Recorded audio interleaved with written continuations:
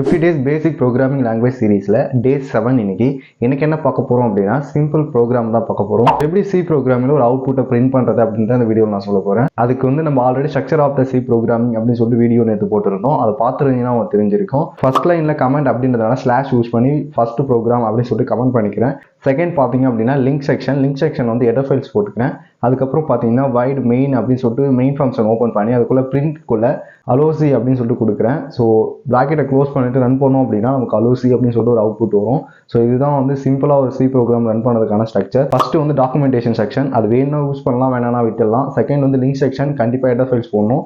அடுத்து main function open பண்ணி அதுக்குள்ள பிரிண்ட் ஸ்டேட்மெண்ட் கொடுத்து நம்ம க்ளோஸ் பண்ணிட்டு ரன் பண்ணோம் அப்படின்னா நமக்கு அவுட்புட் வந்துடும். ஸோ இதுதான் சிம்பிளாக சி ப்ரோக்ராமில் ஒரு ப்ரோக்ராம் பண்ணதுக்கான ஸ்டெப்ஸ். இது போல் நிறைய ப்ரோக்ராம் ரிலேட்டான டிப்ஸ்லாம் தெரிஞ்சுக்கணும்னு நினைச்சீங்க அப்படின்னா மறக்காம என்னைய சப்ஸ்கிரைப் பண்ணிக்கங்க. நம்ம சேனலில் சி ப்ரோக்ராமிங்கான ஃபுல் டுட்டோரியல் அப்லோட் பண்ணியிருக்கோம். தேவைப்படுறவங்களுக்கு லிங்க் தரேன், கிளிக் பண்ணி